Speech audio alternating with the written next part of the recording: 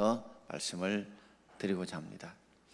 사무엘 상은 사울이 죽는 것으로 사무엘상 31장으로 끝나고, 사무엘하 1장은 사울이 죽은 후에 하면서 다윗의 시대가 전개되는 역사로 기록되어 있습니다. 그러니까 사무엘하는 한마디로 하나님께서 다윗과 함께 하심으로 다윗을 흥왕하게 만드시고 가는 곳마다 이기게 하셨던 이 다윗의 흥왕하는 역사를 기록해 놓고 있는데, 그 역사가 어디서 끊기냐면 오늘 사무엘하 12장에서 인생에 큰 변곡점이 생깁니다. 좋은 변화가 아니라 아주 나쁜 변화, 나쁜 영향이 그 가정과 그 민족 가운데 들어오게 되어집니다. 그 11장까지의 역사를 보면 한마디로 어떤 역사였냐면 사무엘하 8장 그리고 6절부터 14절 두 군데 보면 똑같은 말이 기록되어 있어요. 같이 읽어봅시다. 다윗이 어디를 가든지 여호와께서 이기게 하셨더라. 아멘. 다윗이 어디를 가든지 여호와께서 이기게 하셨더라. 다윗이 어디 가서 전쟁을 하든지 무엇을 하든지 누가요? 여호와께서 어떻게 해요? 이기게 해 주셨다는 것입니다. 저는 이 말씀을 들으면 참 마음이 소원하는 마음이 있습니다. 우리 성도님들이 어디 가든지 무엇을 하든지 여호와께서 이기게 하시고 도우시는 역사가 있으면 얼마나 좋을까. 그런데 그 역사의 피크가 바로 오늘 사무엘하 12장 앞에 있는 11장에 보게 되면 이 암몬과의 전쟁 역사가 사무엘하 11장에 기록되어져 있습니다. 다윗이 암몬과의 전쟁을 하게 되는데, 그 전쟁을 하게 된 계기는 암몬 왕의 아버지가 죽고 난 뒤에 그 아들이 왕이 되는데 이름이 한운입니다. 암몬의 한운 왕이 되고 나니까 다윗의 나라가 점점 번성하고 암몬이 점점 줄어드는 것을 보면서 그냥 두면 안 되겠다, 우리의 힘으로 이 다윗을 제압해야 되겠다 싶어서 이 암몬의 한운 왕이 암몬 족속만 가지고 안 되니까 아람 군대와 그 주위에 있는 군대들에게 돈을 주고 용병을 샀는데 무려 33,000명을 용병을 주고 그들과 연합군을 이끌어서 다윗과 싸웠습니다. 그럼에도 불구하고 다윗 군대가 하나님께서 이기게 하신 겁니다. 33,000명 같으면 어마어마하죠. 지금 현대 전쟁도 33,000명이 전쟁하는 것이 흔하지 않지 않습니까? 그러다 보니까 거기 함께 용병으로 합세했던 아람 군대가 뿔이 난 겁니다. 우리 부대도 대단한 부대인데 이렇게 다윗의 군대에게 지다 보니까 이제 단독적으로 아람 군대가 전쟁을 벌였는데, 그 전쟁에도 다윗의 군대가 이기게 되었습니다. 그 성과를 성경에 기록해 놓고 있는데, 병거, 우리 같으면 전차죠. 지금식으로 말하면 탱크 부대 아니겠습니까? 빼뜨린 것이 무려 700대의 병거를 빼앗았고, 그리고 마병, 말 타는 병사들, 이 병사를 죽인 병사가 몇 명이냐? 4만 명이나 됐다는 거죠. 죽인 사람은 4만 명이 됐다고 하니까 어마어마한 전투를 벌여서 여러 차례 벌여서 승리를 하게 되어졌다는 것입니다.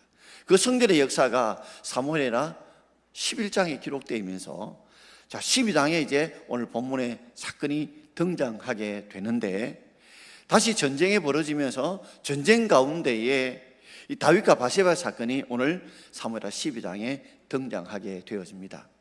우리 여호와께 돌아가자 마지막 1번째 우리 정욕에 대해서 오늘 우리가 생각해보는 그런 시간이 되기를 바랍니다. 세 가지로 말씀을 드리고자 합니다. 첫 번째는 다윗이 정욕 범죄를 범하게 된 상황을 우리가 살펴볼 필요가 있습니다. 아무런 씨앗이 그저 손바닥에 있다 해서 씨앗이 발하지 않습니다. 적절한 환경이 조성되어질 때에 그때 씨앗들이 발하게 되듯이 정욕 범죄도 그런 환경의 조성들을 통해서 이루어지게 됐는데, 우리 1절 말씀을 함께 읽어보겠습니다. 그 해가 돌아와 왕들이 출전할 때가 되매 다윗이 요압과 그에게 있는 그의 부하들과 온 이스라엘 군대를 보내니 그들이 암몬 자손을 멸하고 랍바를 에워쌌고 다윗은 예루살렘에 그대로 있더라. 아멘. 아마 학자들이 말하기를 다윗이 30살에 왕이 올라온 것은 틀림이 없고, 그리고 70살에 죽었습니다. 그가 바로 이스라엘 전체 왕이 되진 않았고, 처음에는 유다 족속만의 왕으로서 7년 6개월을 있고, 나머지 23년 동안은 이 전체 이스라엘 백성들의 왕이 되어졌는데, 아마 이때가 그가 나이 한 50세쯤 되었을 때라고 학자들이 말을 합니다. 그런데 그 해가 돌아와 왕들이 출전할 때가 되었다라고 하니까 이게 무슨 말이냐 이해가 잘 안 될 줄 압니다. 이걸 알려면 그 당시의 기후와 전쟁의 분위기를 좀 알아야 됩니다. 우리는 봄, 여름, 가을, 겨울 다 비가 오지만 이스라엘 땅에는 건기와 우기가 있습니다. 우리로 말하자면 주로 가을과 겨울에 추울 때 그때 비가 많이 내립니다. 비가 많이 내리게 되면 전쟁을 벌이더라도 전쟁을 잠시 멈추게 되고 소강 상태로 가게 됩니다. 암몬과의 전투가 다 끝난 게 아니에요. 연합군과의 전쟁, 아람군 다 끝난 게 아닙니다. 암몬은 다시 한 번 더 전쟁을 하려고 기다리고 있는데 그때가 마치 비가 오는 우기 때다 보니까 잠시 전쟁이 수강 상태가 되어졌습니다. 근데 그 해가 돌아와 새해가 돌아왔다는 말이죠. 히브리의 새해라면 우리식으로 말하자면 우리는 3, 4월 정도 이 봄쯤 됩니다. 그때 이제는 건기가 된 거예요. 비가 다 그칠 때가 된 것입니다. 그때가 되니까 새롭게 전쟁을 벌이게 되는데 그때는 왕들이 출전합니다. 새롭게 전쟁을 치를 때 왕들이 전쟁에 직접 나가서 그동안에 좀 쉬었지만은 사기를 북도도 오르고 먼저 기선제압하기 위해서 첫 번째 전쟁을 할 때는 왕들이 전쟁에 출전하는 것이 마땅한데, 그런데 다윗은 어디 있습니까? 전쟁터에 가지 않고 다윗은 예루살렘에 그대로 머물고 있었어요. 그럼 누가 지금 암몬과의 전쟁에 나갔느냐 하면 다윗이 요압과 그에게 있는 그의 부하들과 온 이스라엘 군대를 보내었습니다. 왕들이 출전해야 마땅함에도 불구하고 성성장구를 하다 보니 다윗 마음에 교만한 마음이 들었고 내가 나가지 않더라도 전쟁에 승리할 수 있다는 그런 기선제압을 하게 된 거예요. 아니나 다를까 다윗이 왕이 나가지 않더라도 요압과 그의 부하들과 또 온 이스라엘 군대들이 암몬과 싸웠는데 암몬 자손을 뭐 했다고요? 멸했다, 이겼다는 말이죠. 그리고 랍바는 암몬 족속의 수도입니다. 그 수도를 지금 포위하고 있는 그런 상황이에요. 그러니까 다윗의 군대가 얼마나 하나님이 이기게 하심으로 성성장구를 했는지를 우리가 단적으로 1절을 통해서 우리가 보게 되어집니다. 이렇게 성성장구를 하고 있는 중에 2절 말씀을 우리가 같이 한번 읽어보겠습니다. 2절입니다. 저녁 때에 다윗이 그의 침상에서 일어나 왕궁 옥상에서 거닐다가 그곳에서 보니 한 여인이 목욕을 하는데 심히 아름다워 보이는지라. 다윗이 지금 전쟁 상황 중에 언제 일어났습니까? 저녁 때에 그의 침상에서 일어났습니다. 우리가 아무리 보통 일어나더라도 늦잠 자더라도 아침 늦게, 안 그러면 점심 때 일어날 건데 다윗은 저녁 때에 되어서야 그의 침상에서 일어나게 되었습니다. 무엇 때문인지 우리는 알 수는 없어요. 추측해 보면 불면증이 좀 심해가지고 잠을 잘 자지 못하다가 아마 새벽녘에 잠이 들어서 저녁 때 좀 일어났는지, 또는 자신이 나가지 않더라도 왕들이 출전해야 마땅함에도 불구하고 요압 장군과 그의 모든 부하들 다윗의 부대를 보내도 전쟁에서 승리해서 랍바를 에워쌌다는 성종고를 듣고 기세가 등등해서 잔치를 벌이다 보니 또 술도 먹고 이런 폭음을 하다 보니까 너무 몸이 지치고 상하고 그래서 저녁 늦게 침상에서 일어날 수도 있겠고요. 또는 전쟁 중에 있던 백성들을 생각해 보니 그들이 지금 고생하며 전쟁하는데 내가 마땅히 전쟁터에 가야 되는데도 불구하고 가지 못했던 그 안타까움에 다윗이 그렇게 그들을 위해서 정말 기도하다가 밤을 새우고 새벽을 새우다가 잤지 않았나.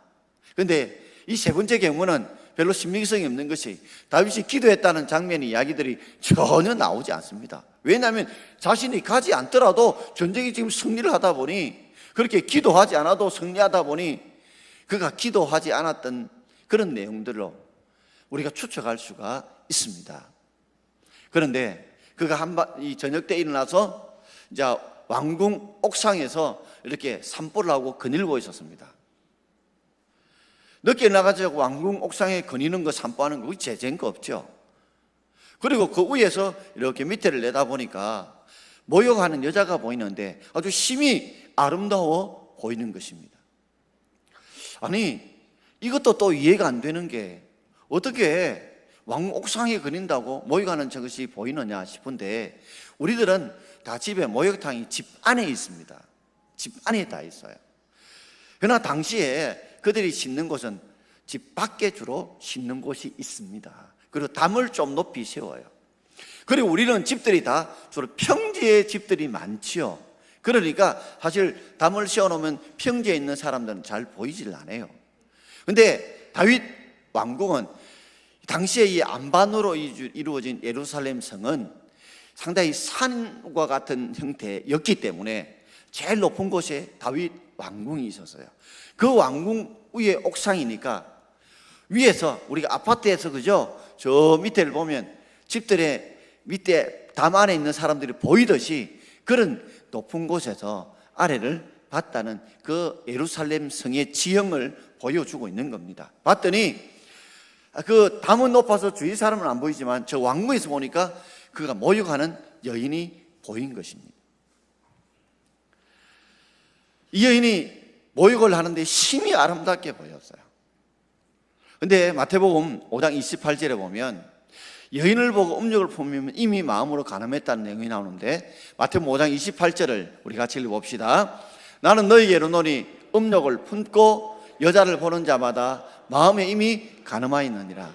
행동으로 간음하지 않더라도 마음으로 여자를 보면서 음욕을 품으면 이미 마음으로 간음했다. 여자만 그런 것도 아니고 또 남자를 보고서도 마음으로 음욕을 품으면 그 여자도 간음한 것이 되겠죠. 그렇습니다. 지금 다윗의 상을 보면 전쟁이 승승장구해서 하는 일도 잘 되고 큰 어려움도 없고, 그러다 보니까 이전에 하나님 앞에 매달리며 기도하고 이런 기도도 없고 하나님에 의지하고 붙드는 것도 없고, 심지어 자신이 마땅히 전쟁에 나가야 됨에도 불구하고 게을러지고 방심하고 있는 이런 상황 속에서 마귀가 틈타게 된 거예요. 그 마음속에 정욕이 불일듯이 일어나게 되어진 것입니다. 그렇습니다. 우리의 마음속에 뭔가 큰 어려움이 생기지 않고 그저 하는 일이 평소처럼 잘 되어가고 있고, 그러다 보면 우리도 점점 하나님 말씀을 멀리하고 기도를 멀리하고 하나님 관계가 점점 멀어지고 있다 보면 우리도 모르는 사이에 죄를 범할 수 있다는 거죠. 이전 같으면 하나님의 은혜가 너무 감사해서 하나님의 은혜로 여호와께서 가는 곳마다 이기게 해줄 때는 그 하나님의 은혜에 감사하고 또 감사했죠. 그러나 자꾸만 이기고 자꾸만 승리하다 보니 이제는 하나님의 감사도 없고 간구도 없고 매달림도 없고 하나님을 찾고 부르짖지도 않고 있는 상황이었다는 거죠. 결국 마귀의 충동질에 의해서 이 마음의 음욕을 품고 그 가운데 이 정욕이 몸부림치게 되어진 것입니다. 자, 두 번째는 다윗이 이렇게 마음으로 정욕을 품고 있어도 끊을 수 있는 그런 기회가 많았습니다. 그 놓친 장면들을 우리가 3절과 4절을 같이 한번 읽어보겠습니다. 다윗이 사람을 보내 그 여인을 알아보게 하였더니 그가 아뢰되 그는 엘리암의 딸이요 햇사람 우리아의 아내 바세바가 아니니까. 다윗이 전령을 보내어 그 여자를 자기에게로 데려오게 하고 그 여자가 그 부정함을 깨끗하게 하였으므로 더불어 동침하며 그 여자가 자기 집으로 돌아가니라. 공중 옥상에서, 왕궁 옥상에서 모욕하는 예를 봤다면 아유 내가 못 볼 걸 봤네, 아유 이러면 안 되지. 지금 우리 백성들은, 이 군인들은 이 전쟁 치르고 있는데 아이고 내가 이러면 안 되지 이렇게 돌아떴다면 이런 죄악을 범하지 않았을 것입니다. 마치 우리가 진공청소기를 빨아듯이 이 죄악의 이 빨아들인 힘은 얼마나 강한지 모릅니다. 이걸 예수 이름으로 뿌리치지 못한 거예요, 다윗이. 왜요? 그 속에 영성이 떨어져 버렸어요. 그 속에 하나님을 찾고 기도하는 영성이 떨어져 버렸어요. 우리 옛날 신앙, 옛날 뜨거움, 여러분 이거 믿을 수 없는 거예요. 중요한 건 지금 신앙, 지금 열정이 중요한 겁니다. 그래서 다윗이요, 아이고 내가 못 벌고 왔네 이래서 끝났다 했으면 이런 어려움들이 생기지 않을 건데, 다윗이 힘을 가지고 있잖아요. 힘을 가지고 있잖아요. 그러니까 그 예언을 알아보게 했어요. 마치 지금 우리 나라에도 젊은 도지사가 자신의 권력을 가지고서 비서였던 어떤 여인을 이렇게 성폭행함으로써 자기 대통령 후보에 되려고 했던 그 사람이 한순간에 날개가 깨버리고 늪속에 빠져버리던 사건들을 보면서 민주투사였고 우리가 봐도 정말 통합정신을 가지고 앞으로 정말 대통령감이다 라고 1순위였던 그가 그 속에서 정력을 제대로 다스리지 못해서 완전 밑도 끝도 없는 수렁에 빠진 사건을 보면서 여러분 어느 누구도 우리는 나는 괜찮아 할 수 없다는 거죠. 다윗조차도 이런 범죄를 범하고 있어요. 은혜가 떨어지면 이렇게 되어진다는 것을 우리에게 샘플로 보여주시는 거예요. 자, 살펴보았습니다. 보았더니 우리아는 헷족속이요. 헷족속은 이 가나안 원주민들입니다. 이방인이에요. 그런데 그 이름이 우리아입니다. 이 우리아라는 이름 뜻이 뭐냐면 여호와는 빛이다는 뜻이에요. 여호와는 빛이다. 그러니 이방 족속이었지만 그 가운데 하나님을 믿는 백성이었던가 봐요. 사무엘하 23장에 가게 되면 다윗이 그가 함께했던 훌륭한 그의 했던 군인들, 부하들의 이름을 쭉 용사들 이름을 기록하면서 사무엘하 23장 39절 맨 끝절에 37명의 용사들 중에 그 이름이 마지막 기록된 우리아입니다. 그만큼 대단한 용병이었습니다. 군사이었습니다. 충성된 다윗의 부하였습니다. 알아봤더니 이거 보니까 유부녀네. 그리고 지금 우리아는 전쟁 가운데 암몬과의 전쟁 중에 있네. 아이고 내가 이렇게 하면 안 되지. 어떻게 남의 부인을, 그리고 지금 부하가 저렇게 생명을 걸고 이 나라를 지키고자 방어하고자 전쟁 중에 있는데 이러면 안 되지, 이러면 안 되지 이라고 돌이켰다면 그는 범죄하지 않았을 것입니다. 브레이크 없는 자동차처럼 전령을 또 보내서 그 여자를 자기에게로 데려오게 해요. 그리고 난 뒤에 그 여자가 그 부정함을 깨끗하게 하였으므로 더불어 동침하게 되었습니다. 원문에 보면 동침하고 난 뒤에 그 여자가 부정함을 깨끗게 하였다라고 원문에는 해석하고 있어요. 그러니까 똑같은 의미입니다. 몸을 깨끗하게 씻었다는 거죠. 이거 동침하고 난 뒤에 그 흔적을 지우기 위해서 몸을 깨끗하게 씻은 거예요. 그래서 없는 것처럼 그렇게 만들었다는 거예요. 그리고 그 여자는 자기 집으로 왕궁에 들어와서 나가게 된 겁니다. 이 사건을 보면서 우리는 무엇을 느낍니까? 분명히 이렇게 브레이크를 한번 밟을 수 있는 기회가 있음에도 불구하고 그가 하나님 마음에 합한 자요, 가서 이기게 하던 그였지만 은혜가 떨어지니까 말씀과 기도를 멀리하니까 옛날 신앙을 가지고 지금의 삶을 지켜낼 수 없다는 것입니다. 이 가운데서 즉시 동침을 했더라도 회개하면 될 건데 회개하지 않았습니다. 나중에 더 큰 일이 벌어지죠. 우리 5절 말씀을 우리 함께 읽겠습니다. 이 여인이 임신함에 사람을 보내 다윗에게 말하여 이르되 내가 임신하였나이다 하니라. 지금처럼 임신하면 씨약이 있어서 검사할 수 있는 것이 아니다 보니 아마 한 달, 두 달 좀 지났을 것 같아요. 그런데 여자의 생리가 있지 않다 보니 임신했구나는 것을 알아차리게 된 거죠. 다윗은 상당히 놀랐을 것입니다. 이런 가운데서 다윗이 회개를 하면 얼마나 좋았을까요? 내가 죄악을 범죄했다고 회개하고 돌이켰다 했으면 더 이상 이런 벌어지지 않았을 건데 그는 은혜가 떨어지니까 이 죄악을 하나님께 회개하고 드러내놓기보다는 감추고 감추려고 합니다. 자, 6절 이하부터 사무엘하 11장 끝까지 내용을 보게 되면 내용이 이렇게 세 시나리오로 연결되어집니다. 다윗이 이제는 죄를 감추기 위해서 어떤 계략을 세우냐면 자기 나름 꿍꿍이를 세우는 거예요. 그래서 지금 전쟁터에 있는 우리아를 부릅니다. 우리아를 불러요. 부르고 전쟁 상황이 어떠냐 하고 물어봐요. 그리고 격려하고 맛있는 거 먹여가지고, 그리고 난데 자기 집으로 돌아가서 아내와 함께 동침할 수 있도록 그런 특전을 베풀어줘요. 그런데요, 우리아가 얼마나 중신인지, 지금 우리의 군사들은 지금 전쟁 중에서 고통을 받고 있는데 내가 어떻게 내 집에 들어가느냐, 그럴 수 없다 해서 사무엘하 11장 7절에 보면 왕궁 문 앞에서 삽니다. 누가고요? 주의 부하들, 즉 다윗의 경비병들과 더불어서 왕궁 문 앞에서 잔단 말이에요. 이런 신화가 어디 있습니까? 만약에 쟤라면 전 집에 들어가 잡니다. 정말 이런 충신 같은 사람이 없어요. 다윗이 생각했던 시나리오가 완전히 뒤틀려 버렸어요. 그래서 그 다음날 두 번째 시나리오를 또 합니다. 저녁에 불렀어요. 저녁에 불러가, 너 어젯밤에 집에 안 들어갔다며? 예. 어떻게 제가 집에 들어갑니까? 이놈, 내가 명령을 했는데. 이래가지고 이제 그 충성을 꺾기 위해서 술을 먹이는 거예요. 술을 먹여 술이 취해버렸어요.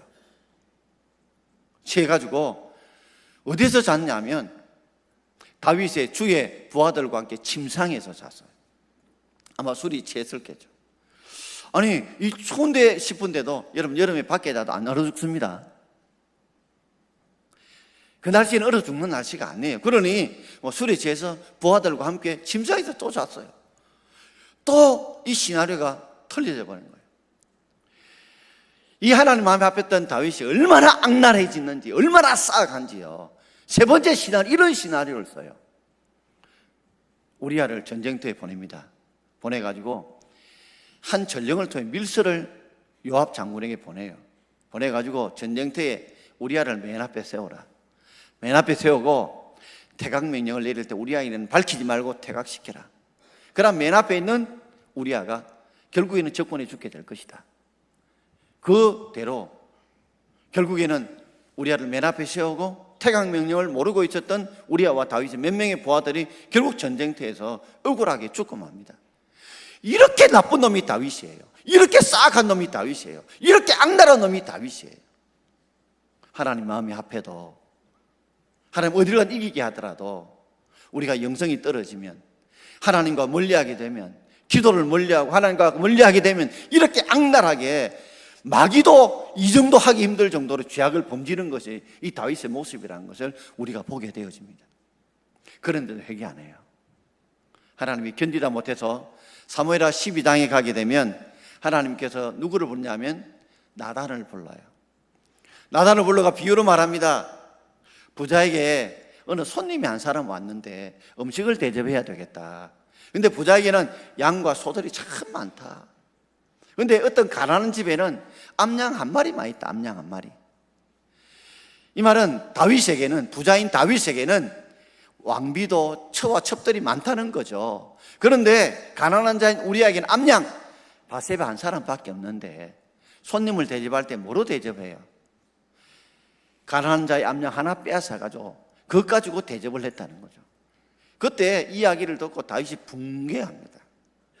그만큼 나단이 이 정도 말했으면, 비유로 말했으면 이게 내 이야기구나 싶어가지고 정신을 차려야 하는데 지금 영적으로 전혀 분별력이 없어요. 사무엘하 12장 5절 말씀을 우리 같이 읽겠습니다.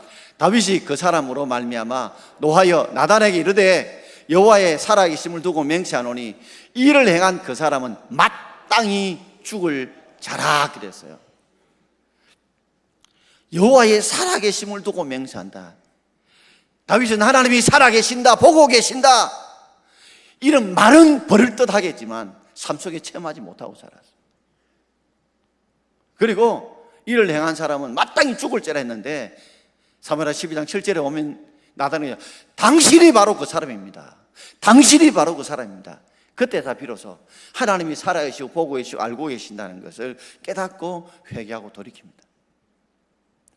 오늘 이 장면을 보면서 나는 절대 그런 것하고 상관없어, 나는 절대 그렇지 않아야, 다윗이 그랬습니다. 그것도 간음죄에다가 살인죄까지.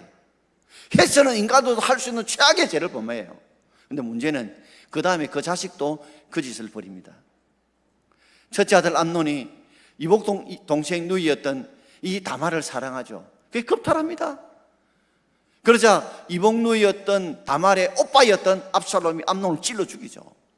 그런 나중에 압살롬이 왕권을 지배하자 아버지처럼 대낮에 뭐요? 아버지의 이 궁녀를 가지고 겁탈한 그 삶을 그대로 밟고 있지 않습니까? 자, 이를 통해서 세 번째로 다윗이 정욕의 를 통해서 우리에게 주는 영적인 교훈들을 우리가 짧게 한번 세 가지로 생각해 보려고 합니다. 첫 번째는 방심하지 맙시다. 나는 절대 그런 거하고 상관없어. 나는 돈하고 걸려가고 정욕하고는 상관없어. 나는 그런 일 안 범할 거야. 그런 사람이 문제입니다, 여러분. 고린도전서 10장 12절 말씀 같이 읽겠습니다. 그런즉 선줄로 생각하는 자는 넘어질까 조심하라. 선줄로 생각하는 사람은 나는 절대 안 넘어질 거라 생각하지 말라는 말입니다. 마치 자신이 교만이 가득한 사람들은 넘어질 수 있다는 거죠. 그러면 나도 항상 넘어질 수 있다는 걸 알고 날마다 하나님 앞에 깨닫고 기도하고 우리의 영성을 바로 세워갈 수 있는 저와 여러분 되기를 주의 이름으로 축원합니다. 말틴 루터가 우리의 재성을 표현하면서 인간의 재성은 마치 남자의 수염과 같다고 비유를 했습니다. 여러분, 우리 오늘 여기에 다 수염을 깎고 오셨죠? 내일 아침 되면 또 수염 자랍니다. 또 깎아야 돼요. 인간의 재짓는 이 재성은요, 우리가 잡초처럼 수염처럼 원하지 않아도 자랍니다. 매일매일 그래서 은혜를 필요하고 매일매일 회개가 필요하고 매일매일 주님을 붙들어야 우리가 이 재성을 이겨낼 수 있는 줄 믿습니다. 그러므로 하루도 은혜 없이 내가 살아갈 수 있다, 이 방심이 마귀의 종되고 결국에는 나락에 떨어질 줄 알고 매일매일 은혜 없이는 살아갈 수 없는 것처럼 밥알 만큼 성경 말씀 읽고 여러분 숨 쉬는 것만큼 주님 앞에 기도하십시오. 자, 두 번째는 하나님은 다 보고 계시고 알고 계신다는 사실입니다. 다윗이 말은 그럴 따라 하나님이 살아계십니다고 맹세했지만 그 마음에 진정 하나님이 살아계시고 보고 계시는 걸 믿지 않았어요. 그런데 똑같은 상황에서 이겼던 창세기의 등장인물이 한 사람 등장합니다. 누굽니까? 바로 요셉입니다. 창세기 39장 9절 말씀을 같이 읽겠습니다. 이 집에는 나보다 큰 이가 없으며 주인이 아무것도 내게 금하지 아니하였어도 금한 것은 당신뿐이니 당신은 그의 아내임이라. 그런즉 내가 어찌 이 큰 악을 행하여 하나님께 죄를 지으리까. 다윗은 먼저 자신의 음욕을 품었지만 지금 보디발 장군의 부인이 요셉을 향해서 먼저 음욕을 품었어요. 품었는데 어떻게 요셉이 거절합니까? 내가 어찌 큰 악을 행하여 하나님께 득죄하리까? 하나님께 죄를 지으리까? 하나님이 다 보고 계신다는 거죠. 하나님이 다 알고 계신다는 거죠. 지금 방 안에는 보디발 장군 부인하고 자기밖에 없지만 이 하나님이 다 보고 계시고 알고 계시기 때문에 내가 어찌 이 죄를 하나님 앞에 짓겠느냐는 거죠. 이 고람되의 신앙, 이 신앙으로 요셉이 그 자리를 떨치고 나오게 되고 결국 하나님이 그를 통해서 큰 일을 이루어 가지 않습니까? 다윗도 시편 139편을 기록하면서 그 139편의 가장 핵심의 사건, 이 내용이 뭐냐면 바세바 사건을 통해서 하나님이 어떻게 아신다는 고백하고 있어요. 시편 139편 1절부터 4절까지 내용을 같이 한번 읽겠습니다. 여호와여, 주께서 나를 살펴보셨으므로 나를 아시나이다.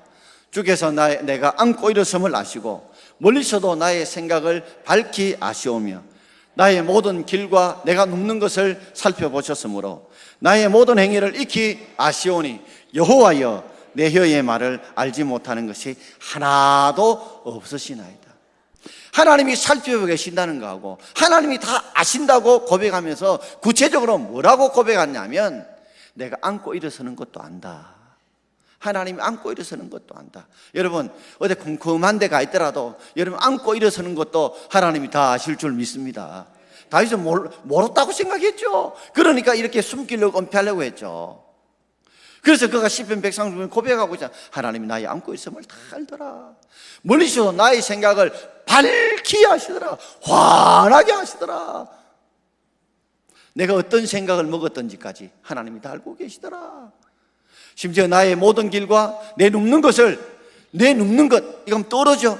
바세바 가늠 그것도 다 살펴보셨으므로 나의 모든 행위를 익히 아시더라. 익히 환하게 아시더라. 모르는 것 없이 아시더라.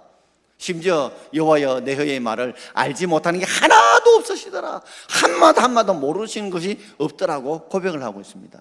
이 고백을 들으면 우리 두 가지 생각을 할 수 있어요. 하나는 하나님 이런 걸 아시니까 내가 죄를 지을 생각해도 아이고 하나님 모든 걸 다 아시는데, 안고 일어섬도 아시고 생각도 아시고 그리고 내 가는 길과 모든 일도 아시는데, 말도 아시는데 하면서 내가 말과 행동을 조심할 수 있죠. 또한 고난에 올 때 이 말씀을 또 이렇게 적용할 수 있습니다. 내가 아무리 힘들고 어려울 때 날 도와줄 자도 나와 함께 해줄 자도 없지만 하나님이 나 왜 안고 일어섬을 아시고 멀리서 내 생각을 밝게 아시고 내 모든 길과 모든 행위를 다 아시고 있게 하시고 심지어 내 하는 말도 내 기도도 다 아시니까 반드시 하나님이 때가 되면 내 기도에 응답하시고 도와주실 거야. 이것 때문에 용기와 힘도 얻을 수 있다는 거죠. 어쨌든 하나님이 모든 걸 아신다는 것을 우리가 잊지 않는 저와 여러분 되기를 바랍니다. 마지막 세 번째는 죄가 주는 무서운 죄악을 우리가 생각해야 됩니다. 죄가 얼마나 무섭다는 거. 야고보서 1장 14절과 15절을 마무리해서 읽겠습니다. 오직 각 사람이 시험을 받는 것은 자기 욕심에 끌려 미혹됨이니 욕심이 잉태한 적 죄를 낳고 죄가 장성한 적 사망을 낳는디라. 사람이 마귀에 빠지는 것은요, 마귀 때문에 빠지는 게 아니라 자기 욕심 때문에, 남의 욕심, 자기 욕심 때문에 빠져요. 돈 욕심 있는 사람은 돈을 조심해야 됩니다. 권력, 명예, 자리, 뭔가 그 욕심을 통해서 이 사탄이 침투하거든요. 근데 욕심이 들어오더라도요, 우리는 죄를 짓지 않으면 됩니다. 욕심이 들어올 때 아이고 이런 욕심을 가지면 안 되지 하고 회개하면 돼요. 근데 욕심을 그냥 두게 되면 뭐요? 반드시 그 욕심은 죄를 범하게 돼 있고요. 죄를 짓더라도요, 우리가 심판받는 건 아니에요. 제대로 회개하면 주님 용서해 주실 줄 믿습니다. 근데 죄를 지어놓고 그걸 은폐하고 숨기려고 하다 보면 나중에는 뭐요? 사망 심판을 받게 된다는 말이에요. 여러분, 불이 붙었을 때요, 빨리 꺼보면 됩니다. 근데 너무 크게 붙으면 그 다음부터는 내 집만 타는 것이 아니라 온 데가 다 타게 됩니다. 그래서 죄는요, 수염과 잡초와 같아요. 볼 때마다 깎아야 돼요. 매일매일 뽑아야 돼요. 순간순간 볼 때마다 뽑고 잘라고 없애버려야 돼요. 사랑하는 성도 여러분, 오늘 다윗을 보면서 무슨 생각이 들어요? 성경에서 가장 사랑받았던 구약의 인물은 다윗이죠. 그도 이렇게 변질되고 이렇게 쌓아갈 수 있다는 거죠. 왜요? 은혜 떨어지면, 우리도 은혜 떨어지면, 하나님 관계 떨어지면 이렇게 되는 것입니다. 옛날 신앙, 옛날 받은 은혜 가지고 먹고 살 수 없다는 거죠. 매일 매 순간마다 수염 깎듯이 날마다 하나님 앞에 기도하고 말씀 읽고 하나님 은혜 아니고 내가 설 수 없다는 고백함으로써 우리가 이 죄악에, 이 정욕의 죄악에 범하지 않고 일어설 수 있는 저와 여러분 되기를 바랍니다. 세상 사람은 나는 절대 그러지 않아 했던 베드로가요, 자신이 범죄인 것처럼 나도 범죄할 수 있다는 사실, 다윗도 이렇게 될 수 있다는 사실을 깨닫고 날마다 깨어 기도하는 저와 여러분 되기를 주의 이름으로 축원드립니다. 기도하겠습니다. 주신 말씀 기억하면서 합시다.